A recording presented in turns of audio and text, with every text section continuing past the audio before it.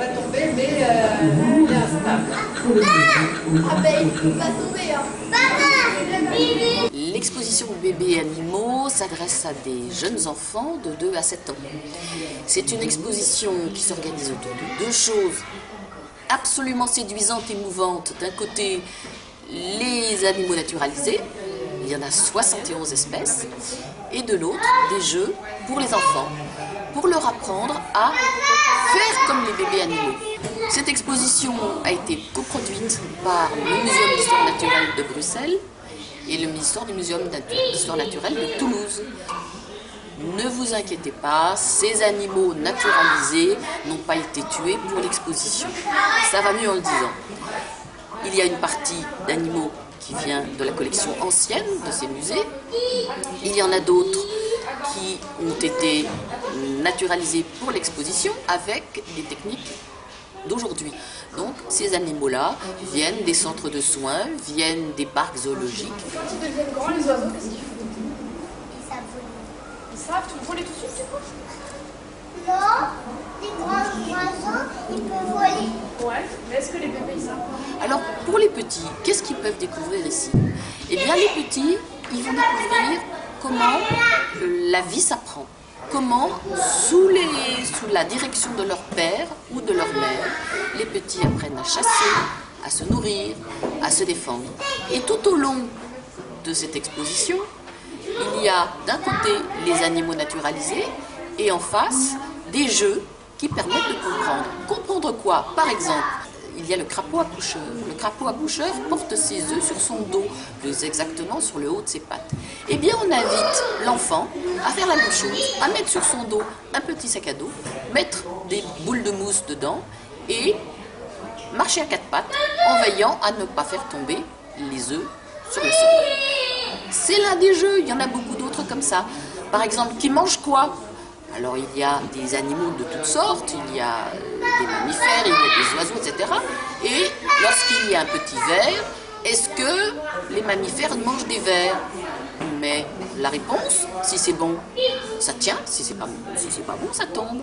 Et parmi eux, dans ce jeu, il y a un petit enfant. Pour inviter l'enfant à se comparer et inviter le parent à demander à l'enfant, et toi, qu'est-ce que tu manges?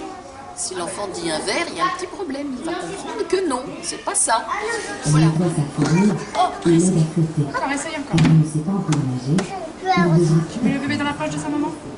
Sa maman lui apprend d'abord à nager en le tirant par le cou par-dessus le dos et l'accueille sur son ventre quand il est fatigué. Bravo. Il y a bien sûr des films et des multimédias. Pourquoi? Parce que ça permet d'éviter tout texte écrit. Il n'y a pas de lecture pour les enfants, il y a simplement des petits textes à destination de leurs accompagnateurs pour leur permettre d'expliquer ce qui se passe. Alors les multimédias et les films expliquent des choses un petit peu plus subtiles. Par exemple, derrière moi par là, il y a un multimédia, un jeu multimédia, sans texte encore une fois, qui permet de comprendre en combien de temps toutes les espèces vivantes deviennent autonomes. C'est pas du tout la même chose que ce soit pour les poissons, pour les oiseaux, pour des mammifères ou pour des petits dômes. Il n'y a pratiquement pas de cartel, sauf les indications du nom des animaux, en face des animaux naturalisés. Et on indique à côté une petite histoire très brève qui est caractéristique de cette espèce. Cette petite histoire écrite, il y en a une 60aine dans l'exposition, permet à l'accompagnateur d'expliquer à l'enfant ce qui se passe. Il y a d'autres choses que je voudrais aussi signaler, c'est l'espace important qui est consacré aux animaux qu'on peut toucher. On a créé des petites statues d'animaux qui montrent comment les bébés animaux sont portés par leurs adultes. Et ça, c'est pour les enfants non-voyants, pour leur permettre de comprendre comment les bébés sont portés par leurs adultes.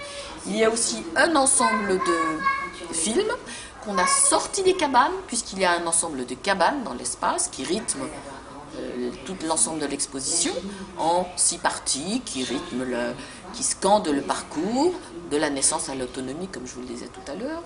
Et donc ces films sont là, disponibles pour les fauteuils handicapés.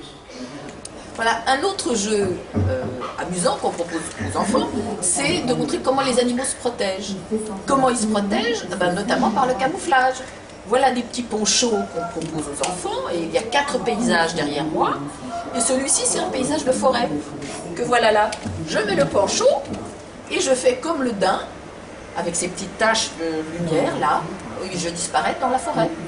Et il y a la même chose pour un paysage de neige, un paysage de savane, et un autre paysage là derrière. Il y a encore d'autres jeux comme ça, comme des kangourous et tout ça. Mais ça, il faut venir les voir parce que c'est trop drôle.